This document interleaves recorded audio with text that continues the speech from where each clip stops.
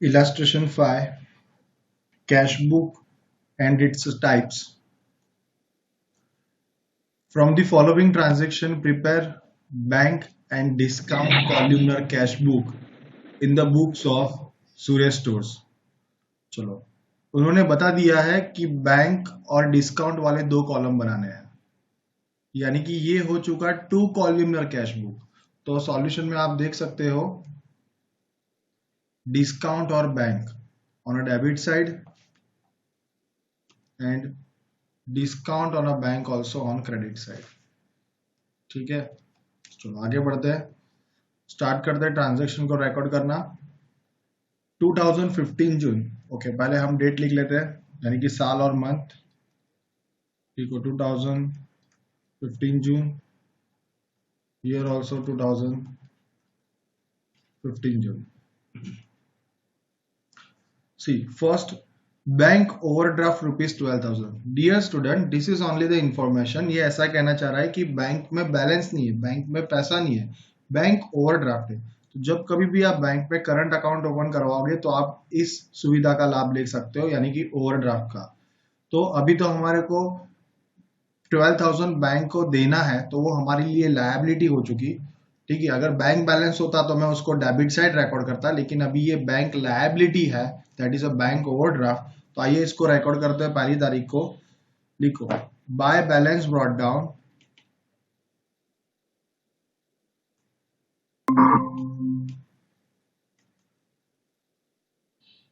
It's a 12,000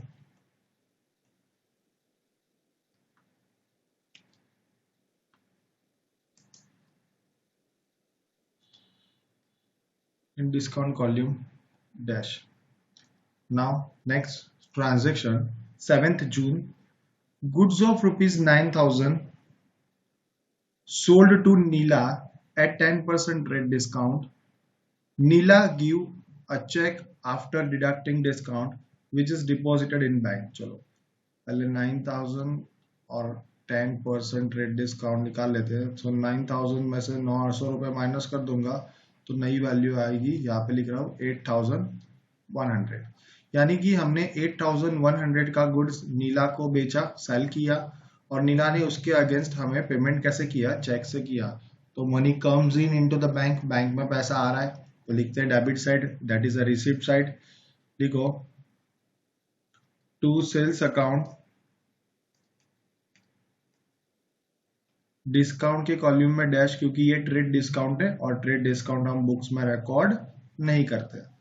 तो कितने का चेक आया, 8,100 का, यानी कि हमारा बैंक बैलेंस इंक्रीज होगा 8,100 से।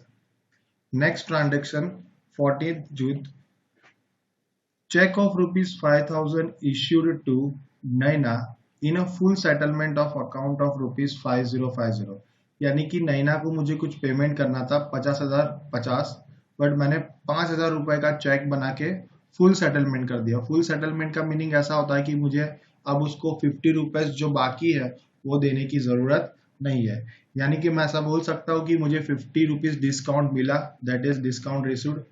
तो चलो, पेमेंट कर रहे हैं हम चेक से, तो पेमेंट साइड लिखेंगे ट्रांजेक्शन डेट 14, किसको पेमेंट कर रहे हैं, नैना को, bye Naina account.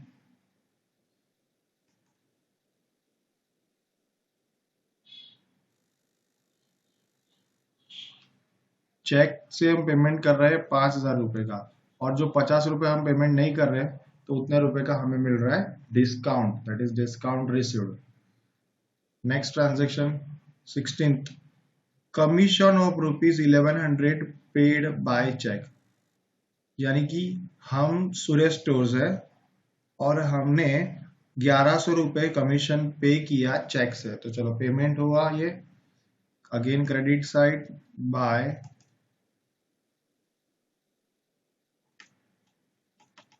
Commission account 1,100। Next, Vipul has given a check of rupees 11,000 toward amount payable of rupees 11,125 in a full settlement of accounts। Okay, अब इसको ग्रामेटिकली भी समझना है कि विपुल हैज गिवन चेक, विपुल ने चेक दिया, यानी कि हम तो कौन है, सूर्य स्टोर्स, तो हमें चेक मिला होगा, तो हमारे पास पैसा आ रहा है, ठीक है, हम पेमेंट नहीं कर रहे। जनरली स्टूडेंट फोकस करते पेएबल, नहीं, ये विपुल है, सब्जेक्ट कौन है, विपुल, तो विपुल के पॉइंट ऑफ व्यू से सोचेंगे तो विपुल पेमेंट कर रहा है, तो हम तो सूर्य स्टोर्स है, तो हमें पेमेंट मिल रहा है, तो ओके, तो कितना मिल रहा है, 11,125 के सामने हमें सिर्फ मिल रहे हैं 11,000 रुपए। द वर्ड इज व्हाट, तो 125 रुपए हमें विपुल के पास से लेने हैं, नहीं लेने, क्योंकि ये फुल सेटलमेंट था, फाइनल सेटलमेंट था। अब वो 125 रुपए नहीं देगा क्योंकि हमने उसको डिस्काउंट दिया। तो चलो, मनी कम्स इन, रिसिप्ट हुआ, तो लिखो किसके पास से पेमेंट आया, विपुल के पास से, विपुल अकाउंट, हमने उसको डिस्काउंट कितना दिया, 125 रुपए, और उसने हमको पेमेंट कितना किया, 11,000 रुपए का, चेक से किया, इसलिए बैंक अकाउंट में इफेक्ट हो रही है। Next transaction, transaction 23, goods of ₹4,000 sold to Chandulal at 10% rate discount and 10% cash discount. Chandulal made the payment immediately by check. Check is a deposited in the bank. Okay, fine.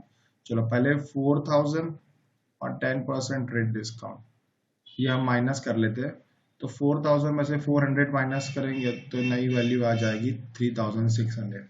अब इस transaction को इस तरह से पढ़ना है कि हमने चंदूलाल को 3,600 रुपए का गुड सेल किया, ओके, और कैसे किया, 10% कैश डिस्काउंट से। अगर चंदूलाल हमें पेमेंट कर रहा है तो हम उसके पास से 10% कम लेंगे, यानी कि हम उसको 10% डिस्काउंट देंगे। तो यस, चंदूलाल पेमेंट कर रहा है immediately bye check.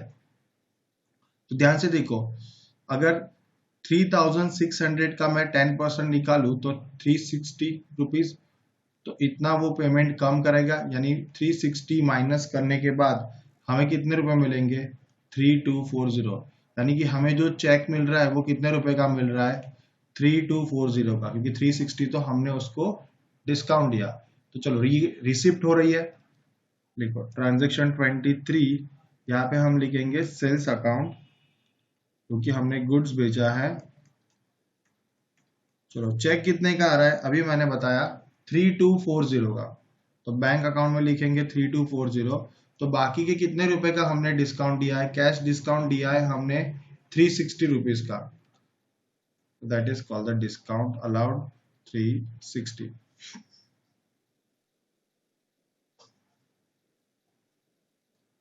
Next transaction 26, ₹1,800 paid to Devanshi by cheque. Devanshi को हमने पेमेंट किया है चेक से, तो पेमेंट साइड लिखेंगे 26 बाय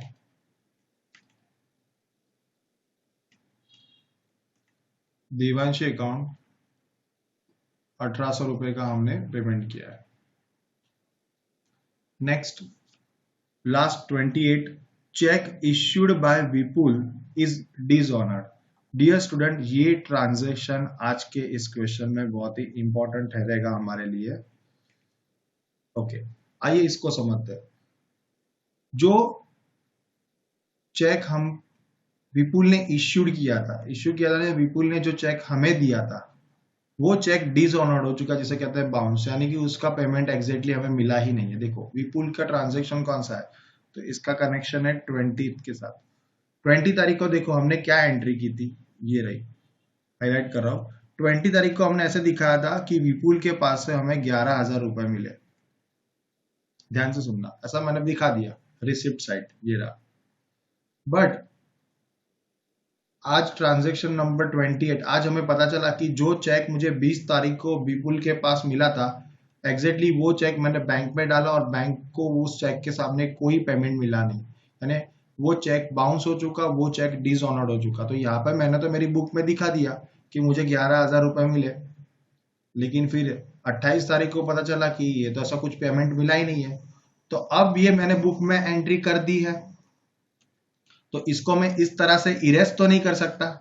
अगेन, इस तरह से मैं इरेज कर सकता हूं, नहीं कर सकता, क्योंकि एक बार ये एंट्री हो चुकी है।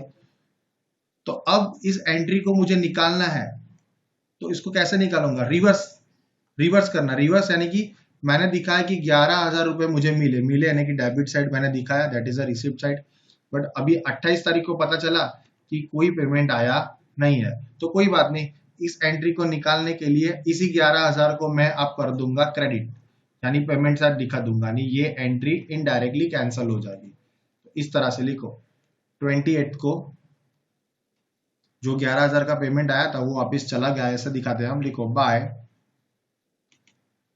11,000, और यहाँ पे रीजन हम लिखेंगे क्योंकि ये 11,000 अब हमें किसके पास से लेने हैं, विपुल के पास से लेने पड़ेंगे वापस, तो it's a Vipul account. So finally dear student, सारे ट्रांजेक्शन हो चुके हैं, अब हम टोटल करते हैं। ठीक है, पहले हम टोटल करेंगे बैंक कॉल्यूम का। अब जैसे कि मैंने बताया था, अगर ये कैश कॉल्यूम होता तो कैश की तो ऑलवेज डेबिट साइड का ही टोटल ज्यादा होता है, लेकिन बैंक में जनरली वैसे नहीं होता है। बैंक में डेबिट साइड का भी टोटल ज्यादा हो सकता है या फिर क्रेडिट साइड का भी टोटल ज्यादा हो सकता है, वो हमें डिसाइड करना है। तो अभी फिलहाल मैं ट्रांजेक्शन को ऑब्जर्व कर रहा हूँ, तो क्रेडिट साइड जो ट्रांजेक्शन है वो ज्यादा है, यानी कि उसकी वैल्यू ज्यादा है, तो क्रेडिट साइड का टोटल ज्यादा है। लिखो 30,900। तो वही टोटल को सेम हम लिखेंगे, डेबिट साइड 30,900। अब 30,900 में से हम डेबिट माइनस करते जाएंगे, 8,100, 11,000 और 3240। तो ये माइनस करने के बाद मुझे बैलेंस मिला, जिसे कहेंगे 8560, और इस बैलेंस को हम अगले महीने लेके जाएंगे to balance carried down 30th June को। तो this is called bank overdraft. इसे हम बैंक ओवरड्राफ्ट ही कहेंगे क्योंकि बैंक की क्रेडिट साइड का टोटल ज्यादा है, यानी पेमेंट साइड का टोटल ज्यादा है और रिसिप्ट कम है, तो उसे हम कहेंगे बैंक ओवरड्राफ्ट। चलो अब मुझे टोटल करना है डिस्काउंट का, तो चलो डिस्काउंट की डेबिट साइड का टोटल करते हैं, that is a discount allowed 125 plus 360, यानी डेबिट साइड हुआ 485। वैसे डिस्काउंट की क्रेडिट साइड का टोटल करेंगे only one item, that is 50।